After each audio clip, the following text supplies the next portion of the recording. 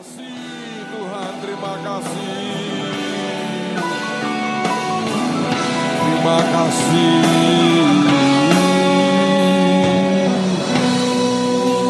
Biar turun anugerah Tuhan dalam hidup semua kami hari ini. Engkau Tuhan yang sanggup jawab hidup kami. Engkau Tuhan yang pulihkan total hidup anak-anak-Mu. Hamba berdoa sore hari ini. Jadi sore dan malam yang mengubah kehidupan kami. Lawat kami tanpa terkecuali Tuhan. Supaya nama-Mu dipermuliakan. Terima kasih Tuhan, terima kasih. Kami bersyukur karena Engkau Tuhan yang luar biasa. Bicara Tuhan. Dan buat kami mengerti menangkap hati-Mu. Di dalam nama Tuhan Yesus. Semua berkata, amin. Silakan duduk saudara. Siapa yang sudah terima stiker ini? Lambaikan tangan saudara. Sudah terima? Untuk apa Pak dibuat ini? Saudara, ini sebagai pengingat yang sangat ajaib buat kehidupan kita. Tahun ini saya percaya tembok kita dibangun dan perbatasan kita akan diperluas. Tahun ini Tuhan akan buat kita bisa terbang bersama dengan Dia. Bukan cuma lari, tapi terbang bersama dengan Dia. Ada banyak tulisan tentang yang di depannya adalah huruf T. Ini T sebagai tanda, tapi T juga artinya Tuhan. Anda punya Tuhan dalam hidupmu, engkau diselamatkan dari api neraka. Anda punya ketaatan, Anda diselamatkan daripada semua pelanggaran yang tidak perlu. Ada banyak orang mengendarai kendaraan, ada banyak waktu cuaca seperti ini, jalan licin. Kalau Anda taat, Anda taati rambu lalu lintas dengan baik, Anda terhindar, Anda diselamatkan dari kecelakaan yang tidak perlu. Anda belajar tunduk, Anda tidak akan pernah terjebak dalam roh pemberontakan. Anda belajar untuk belajar tepat, maka tidak ada lagi miss dalam kehidupan kita. Anda punya tekad yang luar biasa, engkau diselamatkan daripada keruntuhan moral dan iman saudara. Anda punya teknik yang tepat, Anda akan bisa menghasilkan yang sangat banyak. Anda tetap percaya, itu akan membuat semua doa saudara akan terjawab dan semua impianmu menjadi kenyataan. Anda tahan uji, Anda tuntas, Anda terhormat, Anda terpuji, Anda ternama, Anda termasyur, semua bagian dari apa yang Tuhan mau berikan dalam kehidupan kita. So, tempelkan di tempat yang biasa Anda bisa lihat. Kalau Anda banyak bepergian, taruh di mobil, setiap kali Anda masuk, satu kata akan muncul mungkin di depan mata saudara. Siapa tahu itu merupakan pesan Tuhan, sekaligus mengingatkan kita, Tuhan memberi kita spirit of excellence, dan saya berdoa akan jadi blessing buat kehidupan kita. Amen, saudara. So, Anda terima ini. Yang kedua, selesai ibadah nanti, teman-teman yang red carpet dan impact, Anda boleh kumpul sebentar. Pak Victor dan Pak Tim akan sampaikan sesuatu buat saudara bisa ambil bagian. Oke, saudara sekalian, kita sudah belajar selama beberapa kali ibadah kita ini tentang apa yang sebetulnya Tuhan mau kita siapkan menjelang Tuhan datang yang kedua kali. Kita sudah belajar tentang hamba yang bijaksana dan yang setia. Sudah kita pelajari tentang gadis yang bodoh dan gadis yang bijaksana. Kita juga sudah belajar tentang perumpamaan tentang talenta. Ada yang diberi 5, diberi 2, diberi 1. Dan hari ini kita akan menuntaskan akan apa yang Tuhan katakan sendiri berkaitan dengan persiapan kedatangan Tuhan yang kedua kali. Mari pergi atau lihat bersama dengan saya dalam Injil Matius pasal yang ke-25. Saya mengajak Anda melihat mulai ayat yang ke-31 dari Injil Matius pasal yang ke-25. Dan ini perumpamaan atau kisah tentang domba dan kambing. Matius 25, lihat pada ayat yang ke-31. Apabila anak manusia datang dalam kemuliaannya dan semua malaikat bersama-sama dengan dia, maka ia akan bersemayam di atas tahta kemuliaannya. Lalu semua bangsa akan dikumpulkan di hadapannya, dan ia akan memisahkan mereka seorang daripada seorang, sama seperti gembala memisahkan domba dari kambing. Dan ia akan menempatkan domba-domba di sebelah kanannya dan kambing-kambing di sebelah kirinya. Dan raja itu akan berkata kepada mereka yang di sebelah kanannya, "Mari hai kamu yang diberkati oleh Bapa-Ku, terimalah kerajaan yang telah disediakan bagimu sejak dunia dijadikan. Sebab ketika aku lapar, kamu memberi aku makan.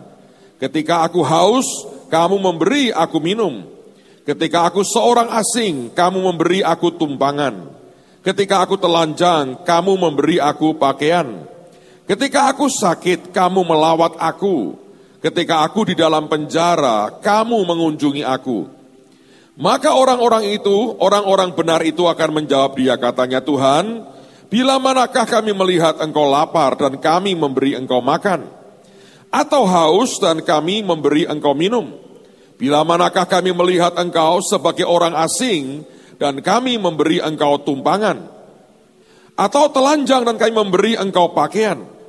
Bila manakah kami melihat engkau sakit atau dalam penjara dan kami mengunjungi engkau?"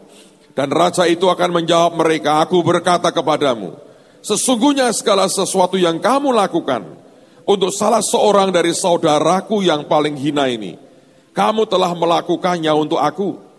Dan ia akan berkata juga kepada mereka yang di sebelah kirinya, "Enyahlah daripadaku, dari hadapanku, hai kamu orang-orang terkutuk, enyahlah ke dalam api yang kekal, yang telah sedia untuk iblis dan malaikat-malaikatnya.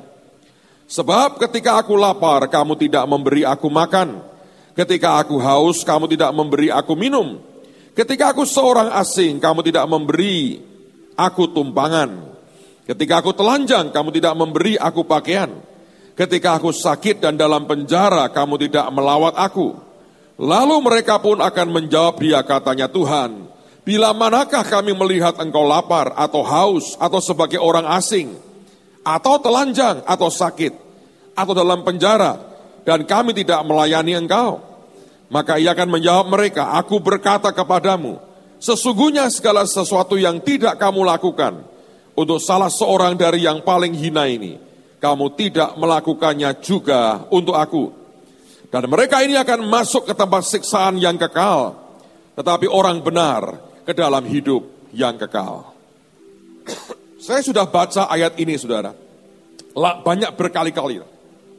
Sampai kemudian suatu hari saya bertanya ke Tuhan, sebetulnya, "Tuhan, apa kaitan dengan menolong orang yang paling kecil dari saudara kita, dengan tidak menolong engkau membandingkan seperti domba dengan kambing? Apa kaitannya? Mengapa yang satu bagian, satu kelompok engkau berkata ini adalah domba-dombaku, yang sekelompok juga engkau berkata kamu itu kambing? Apa kaitannya?" Saya mendoakan ayat ini, saya hadapkan ke Tuhan cukup lama, sampai kemudian saya sadar akan sesuatu, saudara. Bahwa rupanya apa yang di dalam kita ini mempengaruhi kinerja kita. Atau yang di dalam kita ini mempengaruhi semua aktivitas luar kita. Saya beri contoh misalnya. Kalau saudara adalah orang yang fobi dengan ketinggian, Anda ngerti maksudnya ya? Kalau dibawa ke tempat yang tinggi, Anda ketakutan luar biasa. Suatu hari mungkin seseorang berkata kepada Anda, "Pak atau Bu, tolong dong bantuin. Saya punya gedung pencakar langit ini. Pas di lantai 37 itu kok kacanya kotor. Bisa nggak Bapak atau Ibu naik? Saya ada tempat ini bersama dengan beberapa tukang saya. Naik ke lantai 37, bersihkan gedung yang di atas." Orang yang tidak fobi dengan ketinggian, dia berkata, "Oke, saya coba." Tapi kalau engkau fobi, takut dengan ketinggian, engkau akan berkata, "Enggak, terima kasih." Artinya apa yang di dalam kita ini sangat mempengaruhi aktivitas luar kita. Ada orang-orang yang bisa melihat orang-orang yang harus ditolong dan perlu ditolong. Tapi ada orang-orang yang tidak bisa melihat bahwa dia harus mengulurkan tangan untuk menolong seseorang. Dan celakanya buat orang itu, Tuhan berkata, "Yang kamu lakukan buat salah satu saudaramu yang paling hina ini, kamu lakukan untuk aku." Apa yang bisa kita kerjakan itu, ternyata kita lakukan buat Tuhan. Sementara buat si kambing, apa yang tidak dikerjakan, ternyata tidak dikerjakan buat Tuhan. Karena itu kemudian saya belajar, dan saya berkata tentu ada sesuatu ini yang berkaitan dengan kambing dan berkaitan dengan domba. Saudara, saya menemukan beberapa perbedaan sebetulnya. Dan khusus malam hari ini saya mau bagi 4 hal yang berkaitan dengan kambing. Oleh karena peringatannya berbahaya sekali buat kambing ini, maka mari kita belajar apa perbedaan domba dan kambing. Ada banyak sekali, tapi hari ini saya mau sampaikan 4 hal. Saya berdoa semua watak dan sifat kambing akan diusir keluar dari kehidupan kita mulai malam hari ini. Karena Tuhan tidak pernah jadi gembala kambing, Dia gembala buat domba-dombanya. Oke? 4 hal. Yang pertama, kambing itu lebih punya sifat independen. Sedang domba itu lebih sebagai kawanan. Gimana Pak bedanya? Kambing lebih independen. Kambing itu seperti binatang yang tidak butuh kawanan. Katanya secara kecerdasan, cerdas kambing memang. Kambing itu kalau ngeluyur, saudara, dia bisa balik kandangnya sendiri. Domba kalau keluyuran bingung. Sehingga dia harus dalam sebuah kawanan. Kambing lebih punya tanduk. Minimal itulah senjata dia mempertahankan dirinya. Domba kalaupun ada tanduknya aneh, melungker ke dalam. Domba itu binatang yang nyaris tidak punya senjata untuk mempertahankan dirinya. Sehingga domba lebih berkelompok, bergerombol dalam sebuah kawanan. Dan kambing lebih seorang diri. Saudara, apa yang salah dengan itu? Ada orang-orang yang, maaf nih, kecenderungannya seperti kambing. Dia tidak bisa diajak untuk dalam sebuah kawanan. Dia lebih suka menyendiri, dia lebih suka jalan seperti yang dia mau, tidak pernah bisa hidup dengan kawanan yang lain, sekalipun sama-sama kambingnya. Lalu ada orang berkata begini, Pak, apa yang salah? Salah. Sebab Alkitab mengatakan kita ini domba. Yang kedua, Alkitab berkata, kita ini bagian dari tubuh Kristus. Makanya saya mau berkata Anda yang belum ikut MK, kalau Anda domba bergabunglah di MK. Oh, saya bisa sendiri Pak, kambing itu. Ada kekambingan dalam diri kita. Nah, di mana salahnya? Dengerin baik-baik. Kalau Anda mengerti perintah Tuhan tadi, memberi makan, memberi minum, memberi pakaian, memberi tumpangan. Pada akhir zaman ini, kegerakan akan terjadi di antara orang-orang yang susah.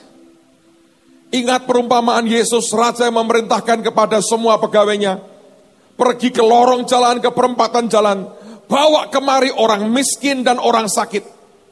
Semua orang yang mau menyentuh orang yang menderita, yang kekurangan, yang terpuruk di bawah. Orang mengerti, saya beritahu saudara, it costs you a lot. Itu butuh biaya sangat besar. Kalau orang sendirian, dia tidak akan bisa.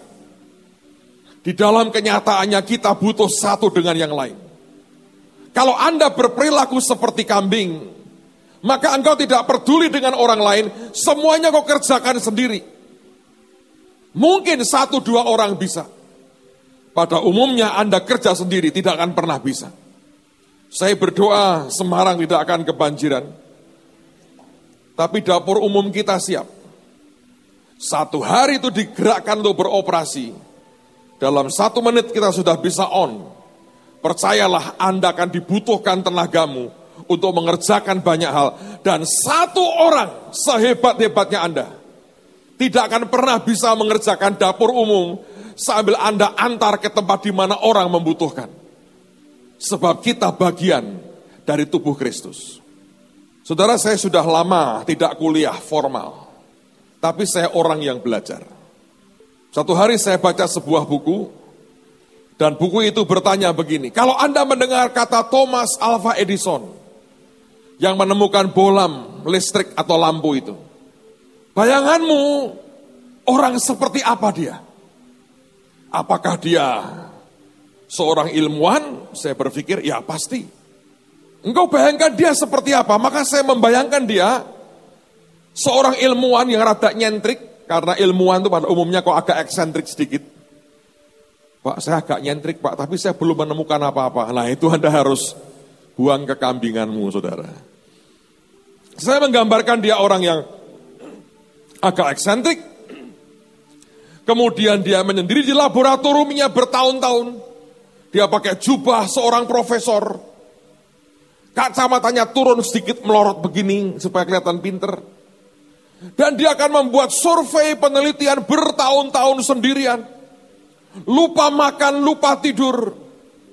Setelah bertahun-tahun gagal. Tiba-tiba petir menyambar, dia kaget. Terus sadar, wah aku ngerti yang harus kubuat. Dari kemudian dia temukan bohlam seperti yang ada sekarang. Berkembanglah seperti yang kita punya hari ini. Dari apa yang dia temukan sampai kemudian muncul layar LED seperti ini, itu sebuah perkembangan yang luar biasa. Tapi semua orang akan berkata, ada orang bernama Thomas Alva Edison yang menemukannya. Dan semua kita harusnya tahu itu. Tapi penulis buku ini berkata, kalau itu imajinasimu, dia berkata ternyata salah. Orang bernama Thomas Alva Edison ini bukan penyendiri. Dia orang yang jago bergaul, dia orang yang jago berhadapan dengan media atau pers. Makanya dia sendiri yang terkenal karena dia jago, dia tampilkan semuanya di depan pers dengan hebat. Kalau engkau berpikir dia kerja bertahun-tahun sendirian, engkau salah besar katanya. Karena kenyataannya dia kerja minimal dengan 30 orang dari berbagai disiplin ilmu yang berbeda. Wah, saya kaget saudara. Saya pikir ini orang nyentrik yang kerja di laboratorium sendirian. Tidak. Dia kerja dengan 30 ahli lain dari berbagai disiplin ilmu yang berbeda-beda. Dan ketika saya menyadari itu, Tuhan berkata kepada saya, nak, mengapa tidak bisa kamu seperti kambing? Kamu harus seperti domba. Ada orang dengar, Anda pernah tahu namanya Mozart, seorang komponis yang luar biasa. Saya juga berpikir, ini orang dengan pianonya tang-ting sendirian berjam-jam mengkompos akan lagu. Kenyataannya tidak, dia dengan puluhan musician yang lain. Setiap lagu yang diciptakan itu hasil karya puluhan orang bersama-sama. Yang memang disebut namanya memang dia, sebab dia pemimpinnya. Tapi dia bukan orang yang sendirian, pakai gitar kentrung, tang-ting, kayak sinetron Bollywood, muter-muter di pohon. Gue menemukan ini idenya begini. Ternyata dia kerja dengan puluhan musician yang lain. Anda dan saya tidak bisa kerja sendiri. Kalau engkau mencoba semua saya bisa sendiri, kambing. Tapi kalau domba, itu sebuah kawanan. Apa yang diuntungkan dari sebuah kawanan, dengerin baik-baik. Bagaimanapun tali 2, tali 3 lembar, tidak mudah diputuskan, Alkitab berkata. Tapi salah satu hal yang ajaib, kalau Anda dalam sebuah kawanan adalah, Anda harus punya cara berpikir yang terbuka. Mesti mau belajar dari orang lain. Tidak menutup diri dari pendapat orang lain. Belajar, punya mental yang terbuka. Saudara, saya melihat dalam kekristenan, ini maaf kata ini ya saudara ya, sebagian besar orang yang saya temui, yang saya kenal, apakah dia orang biasa atau dia pendeta besar sekalipun, tidak banyak yang punya cara berpikir yang terbuka dan bisa menerima semua bagian. Padahal kalau kita mengerti kehendak Tuhan, Tuhan ingin melengkapi Anda dengan banyak hal. Ingat, dia membutuhkan ruang yang besar, yang lengkap, dan tersedia. Mungkin wadahmu besar. Mungkin Anda available. Pertanyaannya adalah, apakah saudara termasuk alat dan wadah yang lengkap? Kemampuan kita menyerap semuanya. Bagian daripada kawanan domba Tuhan. Menyerap semua yang Tuhan sediakan.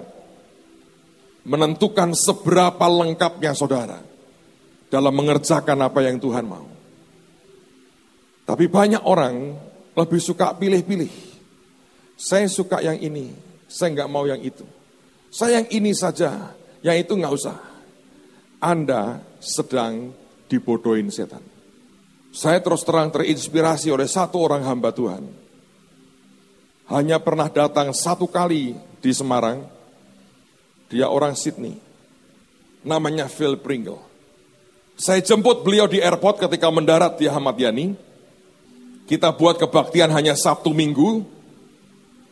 Lalu kemudian saya antar di hotel. Ketika sampai di hotel, lagi jalan, mau masuk lift ke kamarnya dia. Dia mengajukan pertanyaan kepada saya begini. Pastor, kamu ingin kebaktian apa hari ini? Saya bilang, maksudnya bagaimana? Kamu ingin apa? Aku datang untuk melayani. Anda ingin saya ngapain? Mau kesembuhan ilahi? Saya bisa. Ngomong kepemimpinan? Saya bisa. Anda perlu saya ngomong keuangan? Oke. Anda perlu kebaktian pengurapan? Fine. Anda perlu apa? Saya suruh datang sebagai apa? Saya belum pernah dengar ada hamba Tuhan ngomong seperti itu. Katakan ke saya harus datang sebagai apa hari ini? Saya bisa semua. Saya kaget tuh. Saya bilang ini orang ajaib loh. Itu namanya lengkap, saudara. Dalam hidup saya bertahun-tahun, itu yang kemudian saya pelajari. Anda, tahun ini kita akan banyak hamba Tuhan tamu. Morris Serulu mau datang lagi, kapan dari kontak, katanya kangen dengan saya. Nggak, saya tuh ngangen nih, saudara. Dia mau ke Semarang 1-2 hari, dia mau datang. Padahal dia sebetulnya diundang ke Taiwan, dia bilang, aku mau mengiyakan Taiwan setelah kamu beri aku tanggal untuk di Semarang, baru Taiwan menyesuaikan. Keren juga sih. Saudara, kalau Anda kenal Morris Sirlo, Anda akan tahu rada berbeda dengan Benny Hinn, Anda akan tahu kenal dengan hamba Tuhan lain, semuanya beda. Kalau saya adalah orang yang fanatik, dalam pengertian picik, sebetulnya bukan fanatik picik. Saya akan berkata begini, enggak, saya suka gayanya Morris Sirlo aja. Kenapa? Punya jet pribadi soalnya. Hanya karena itu, lalu khotbahmu, suaramu Anda serak-serakkan. Kalau khotbah ini, I can hear you, I can hear you. Anda teriak-teriak, dia bilang, I love you. Gitu, saudara. Lucu, rodok saru sidik. Yang lain kita nggak mau. Bagaimana mungkin Anda bisa jadi wadah Tuhan yang lengkap? Iya tuh. Oh, saya mau seperti Benny Hinn. Tapi kalau nyanyi suaranya fals. Haleluya, haleluya. Roh Kudus malah kabur. Ngerti gak sih? Semua orang itu datang punya kekayaan masing-masing. Sebagian datang dengan sangat profetis. Why not? Lupa kok pakai baju gitu. Daripada bajuku tengkorak. Ada tuh kan teman saya pendeta kaosnya tengkorak kalau khotbah. Saya bilang ini mau digolongan neraka atau lunga surga? Bener gak? Daripada Anda pakai yang jorok, kenapa enggak Anda declare sesuatu yang baik?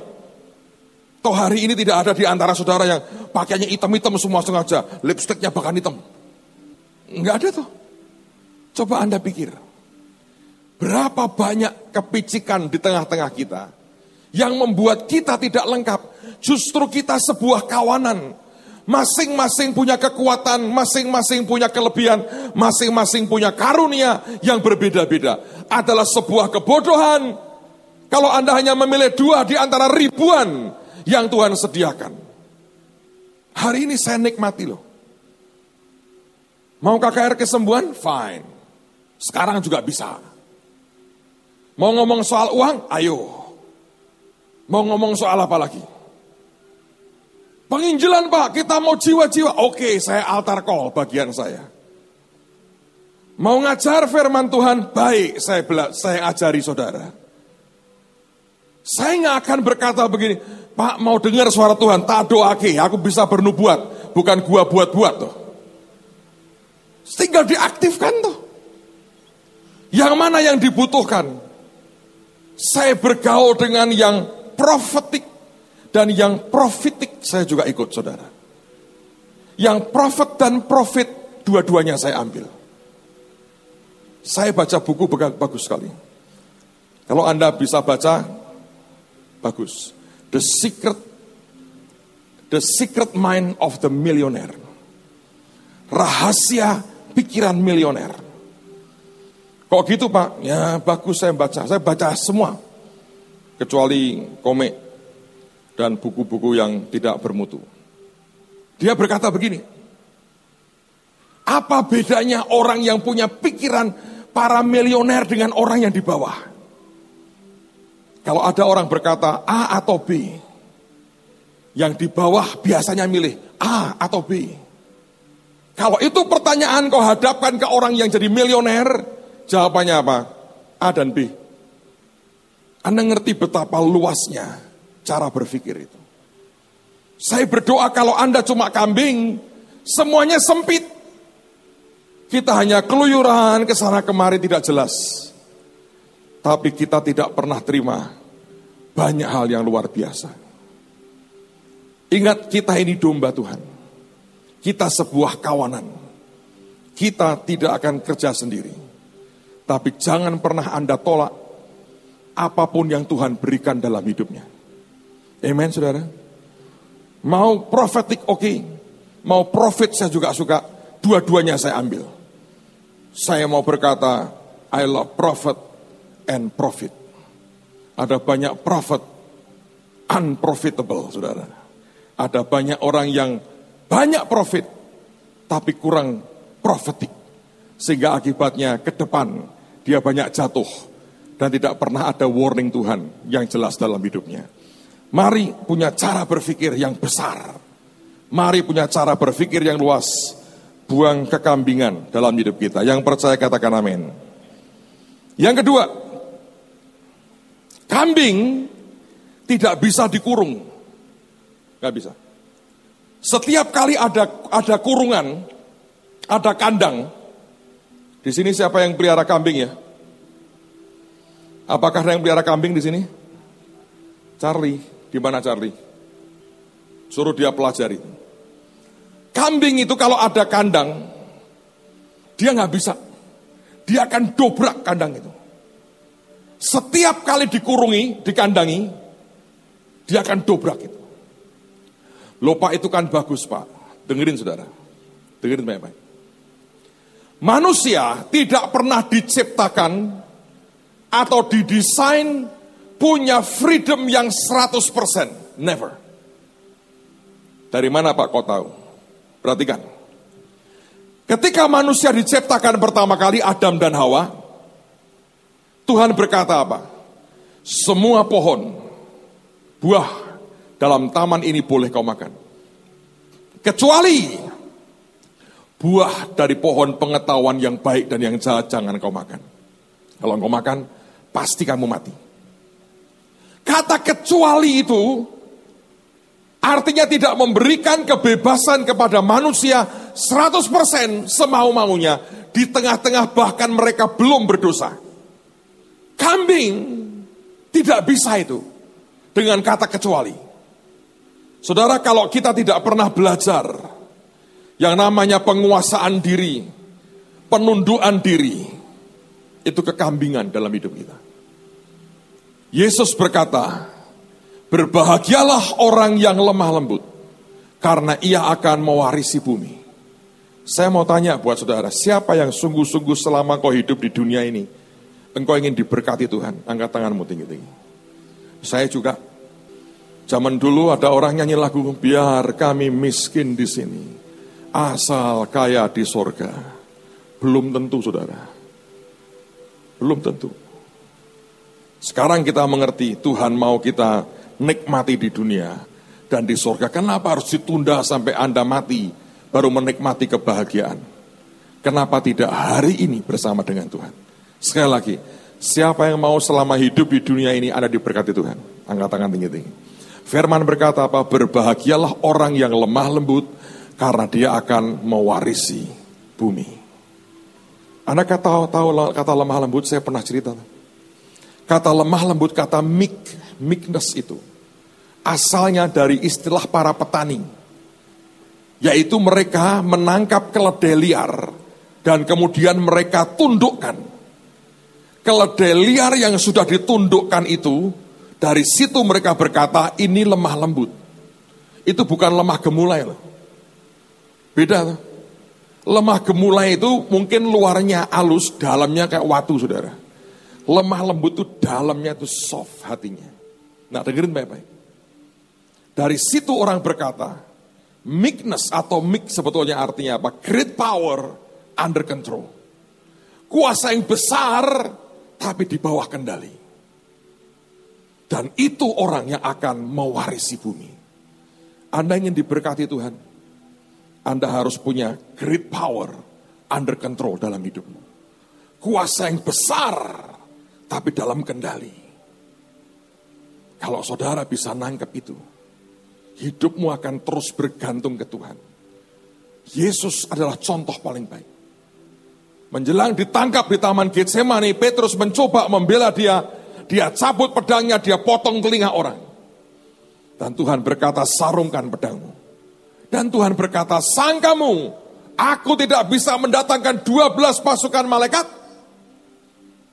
Saya yakin bisa, saudara. Kenapa tidak dia pakai? Great power under control. Lihat Musa yang menghajar Mesir dengan berbagai tulah. Laut Tebrau dibelah.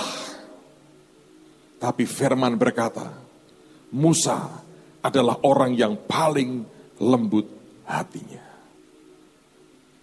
Dan dia berkuasa begitu besar. Great power under control. Kambing tidak mengenal itu. Setiap ada batasan buat dia itu sebuah kekangan yang harus dilawan. Kalau kita tidak belajar tunduk dan belajar menguasai diri, tidak belajar dalam penundukan di hadapan Tuhan, masalah. Semua pembatas kita hajar, kita berkata, enggak, saya enggak mau. Itu kambing. Padahal untuk orang mewarisi bumi, syaratnya great power, but under control. Saya berdoa, Anda ngerti ini. Kalau Anda punya power hebat dalam kendali yang luar biasa, itu yang Tuhan suka. Sebab semua berkat seperti apapun, Anda tetap punya penguasaan diri. Kambing tidak bisa. Setiap ada penghalang, dia mau coba hajar, dia mau coba dobrak. Dan itu yang membuat kita tidak pernah mencapai akan destiny kita. Teruskan lagi. Yang ketiga, menurut saya ini menarik sekali. Kambing itu lebih dominan daripada domba. Kalau Anda lihat gambarnya menarik ya. Yang ngadeg begini. Kambing. Yang di sini domba-domba baik-baik. Kambing itu kalau makan itu cari yang pucuk-pucuk. Domba cari yang di bawah. Gayanya aja sudah seperti itu. Tapi saya mau cerita sesuatu. Kambing itu sangat dominan. Jadi kalau ada misalnya ya, kumpulan domba, Anda masukin satu kambing aja. Dengerin ya. Ini kambing akan tiba-tiba bisa begitu mempesona. Domba-domba ini sebagian akan ikut dia. Kelompok domba dimasukin kambing, ini pasti terbelah. Pasti pecah. Sebagian nanti akan ikut kambing. Nah gawatnya, kambing tidak suka bergerombol. Dia suka sendiri. Nah ini domba ujungnya akan shock, kecewa. Sudah diikuti, tinggal. Si domba ini bingung. Tapi memang begitu kambing itu. Setiap masuk satu kawanan, dia pecah. Nanti sebagian akan terpesona oleh karismanya kambing ini, ikut. Setelah ikut, tinggal pergi. Kenapa? Kambing gak suka dengan banyak orang. Dengan banyak binatang maksudnya. Dia akan pergi. Maka syoklah dan terlantarlah domba-domba ini. Dan tidak tahu dan tidak bisa kembali. Dan jadi mangsa binatang. Nah, saya baca sebuah artikel menarik. Di berbagai negara, kalau mereka itu punya kawanan domba, saudara, Anda ngerti? Ada waktunya domba itu harus dipotong. Saudara, mengapa daging lokal alot? Mengapa daging impor empuk? Karena prosesnya beda. Makanannya beda. Anda kalau mau makan daging paling enak Kobe beef, itu sekian potong berapa juta gitu bayarnya. Tapi Anda masukkan di mulut itu seperti meleleh, nyes. Tapi kalau buat Anda persiapan untuk gigi Anda kuat, makan daging lokal. Walotnya luar biasa. Mengapa bisa begitu? Saya beritahu. Sapi misalnya di Jepang, di Kobe itu, makanannya dijaga. Diberi musik, minumnya bir dan sake. Dipijeti, saudara. Nah, lalu kemudian yang paling menentukan adalah, ajaib sekali, pada waktu pemotongan. Di Jepang, sapi akan dibawa, digiring dengan tanpa dia sadar ke tempat yang dia suka. Minumin sake, agak doyong-doyong begini, saudara. Dia mulai jalan. Nanti ada mesin pemotong yang otomatis. Set, hitungan detik. Putus kepalanya. Masih santai, tek, hilang. Sapi kita lain. Diikat kakinya, direbahkan, dijegal dulu. Kubrak.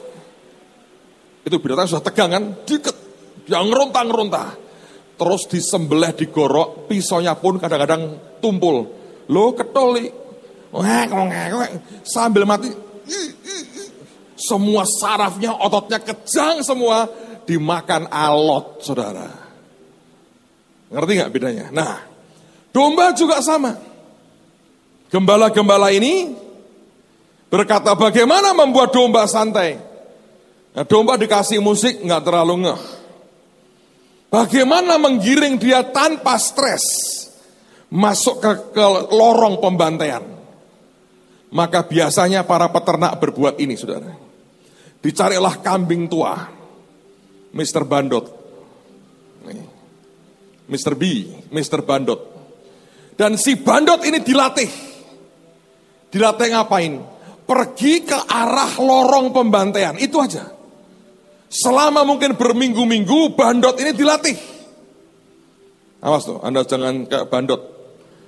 Dilatih ke pembantaian. Nanti setelah jalannya cuman ke situ aja, Bandot ini kan agak pinter kambing ini. Dia dilepas di antara kawanan domba. Bles. Bandot tua ini tebar pesona. Bandot tuh saudara. Bandot. Bandot. Nanti domba-domba ngikut. Wih, Pak Bandot di tengah-tengah kita. Halo Pak, halo katanya gitu. Nanti Bandot ini jalan. Sambil tebar pesona, domba-domba goblok ini ikut. Kemana? Lorong pembantaian. Di sebuah titik dia akan berbelok, hilang. Dan domba-domba ini bingung, dia jalan terus. Sekian menit kemudian lem chop tersedia. Habis. Kemana bandotnya? Bandot dibawa ke kawanan domba lagi. Tebar pesona lagi. Bandot dulu kemarin Susi itu ikut kamu kemana? Oh sudah happy dia ikut saya. Siapa lagi mau ikut ya saya? Halo. Ikut lagi. Dan kambing Bandot itu aneh. Diberi nama kambing Yudas. Saudara, ada banyak roh di dunia ini yang menggiring kita tanpa sadar dengan pesonanya dan ujungnya membawa Anda kepada pembantaian. dan tidak bisa kembali lagi. Anda mesti belajar waspada dengan roh seperti ini. Jangan biarkan ada bandot mendekat kepada saudara. Lihat kanan kirimu, katakan, kamu bukan bandot. Kamu domba yang manis dari Yesus Kristus. Tidak ada bandot di tengah-tengah kita. Walaupun namamu dimulai dengan B, tapi kamu bukan bandot. Kamu bagus, kamu beautiful, dan sebagainya. Amen, saudara. Tidak ada bandot di tengah-tengah kita. Kebaskan semua perbandotan dalam kehidupan kita. Tidak boleh tinggal semua yang duniawi. Jangan biarkan Anda digiring ke lorong pembantaian. Ada bandot namanya kambing Yudas. Gambarnya ini. Mengapa Yesus menyebut dirinya anak domba Allah? Lucifer nyebut dirinya bandot. Sebab kerjaannya begitu, sepertiga, bahkan malaikat ditipu dengan begitu rupa, diajak berontak kepada Tuhan. Tapi saya berdoa, Tuhan akan membuat dari domba-domba yang luar biasa. Domba itu ajaib. Kita pernah punya 3 ekor domba. 2 disembelih, tinggal 1. Dan di lapangan kita ini ada banyak teman yang kerjaannya, kita punya banyak bapak ibu yang kerjaannya jabutin rumput liar. Domba kecil ini ikut kemanapun mereka pergi. Sampai kemudian persekutuan atau asosiasi pencabut rumput liar lapangan bola JKI menulis sebuah surat petisi. Tolong domba ini jangan disembelih, kasihan. Akhirnya Pak Charlie carikan jodoh buat domba ini. Dan punya berapa car sekarang dombanya? 24. Tidak ada, bandotnya punya berapa? Kambing punya berapa kambing? 18. Kebanyakan bandotnya 18, saudara. Jangan dekat-dekat dengan bandotnya Pak Charlie. Nanti Anda dibawa ke pembantaian karena 1 sudah dibantai. Pada waktu acara apa itu buat Natal yang lalu sudah dibantai. Tapi itu batibul. Tolong habisin ini bandotnya, habisin. Tapi dia sekarang jadi peternak domba dan bandot. Semua yang mau belajar soal domba bandot, hubungi Pak Charlie. Anda akan dapat sertifikat PhD soal perbandotan. Yang terakhir. Kambing ini cenderung dengan begitu gampang kalau diberi kesempatan akan menjadi binatang liar. Sifatnya yang independen itu membuat dia menentang, setiap kali dibatasi, karismanya dipakai untuk sebuah pengaruh negatif, dan begitu ada kesempatan untuk liar, dia akan liar. Orang dengan sifat seperti ini tidak pernah bisa diajak yang namanya berkomitmen membangun sesuatu. Dia akan hidup semau-maunya. Tapi Tuhan sesungguhnya ingin kita sebagai kawanan domba membangun akan tubuh Tuhan.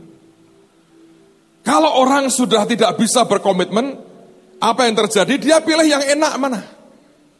Dia nggak pernah bisa untuk jangka panjang diajak berkata, mari berkomitmen bangun sesuatu berat buat kerajaan Tuhan. Nggak bisa. Saya berdoa, itu bukan kita. Saudara, ada bahaya sekali kalau kita belajar hanya mau menyendiri dan hidup dalam kebenaran sendiri. Ayat yang terakhir. Mari kita lihat kitab Amsal. Amsal pasal yang ke-18, ayat yang pertama. Amsal 18 ayat yang pertama. Orang yang menyendiri mencari keinginannya, mencari buat kepuasannya. Amarahnya meledak terhadap setiap pertimbangan. Kalau saudara sudah punya kebiasaan ya, dinasihati, ditegur, tersinggung, meledak, marah, bahaya saudara. Itu cenderung menyendiri. Dan Tuhan mau kita ini sebuah kawanan. Saya belajar banyak dari kekonyolan masa lalu. Kami seringkali berkata, seandainya dulu ada orang yang nyerewetin kami, mungkin akan jauh lebih baik. Tapi saya menjumpai tidak banyak orang yang tahan dicereweti, dinasihati. Karena seringkali ada sifat kambing dalam hidup kita ini.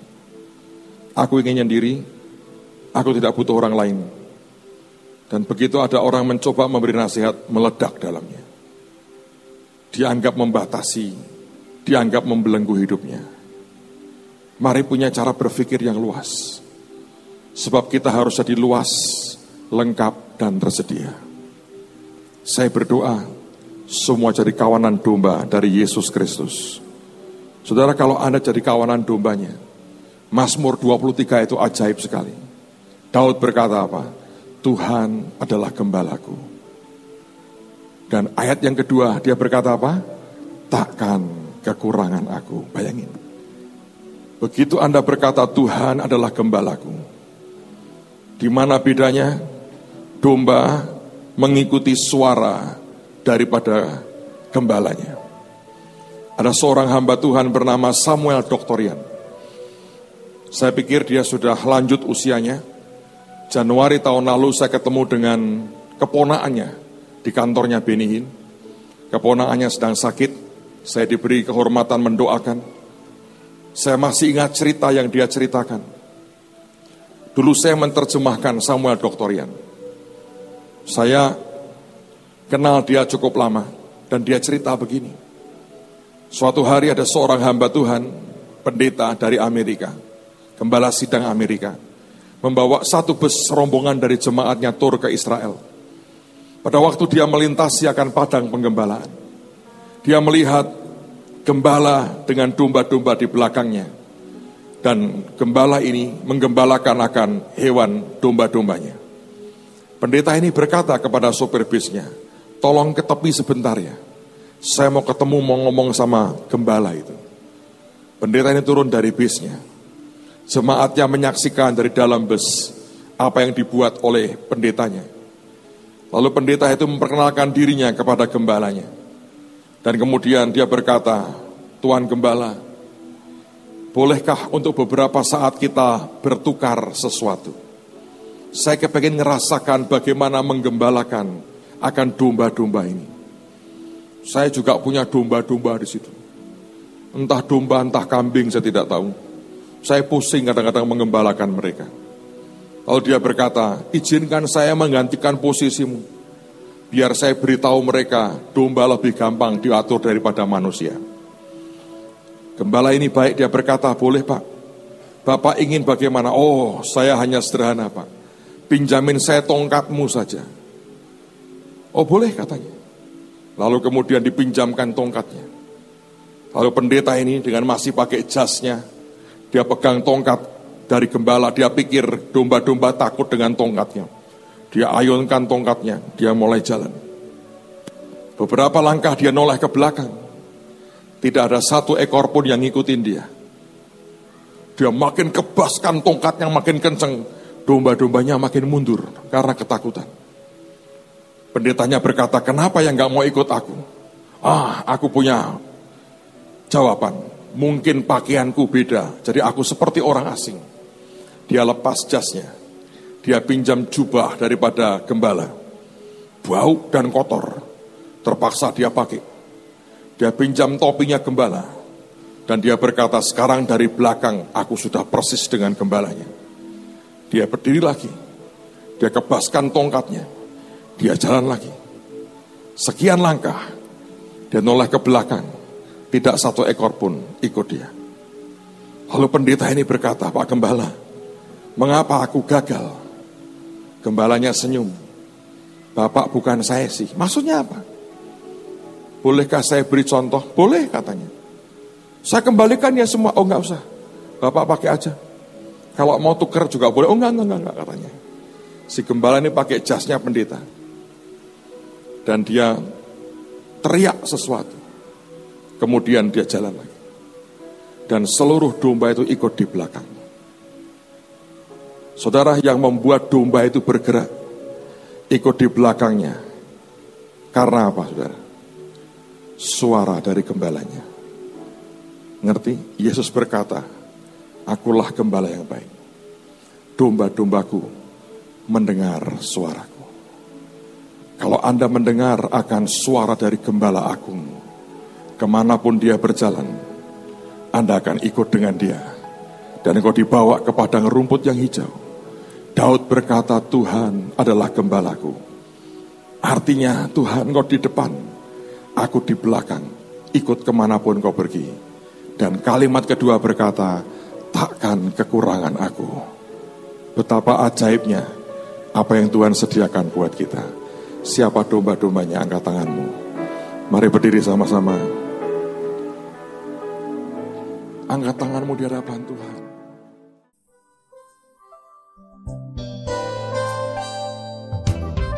Anda diberkati dengan pemberitaan firman Tuhan.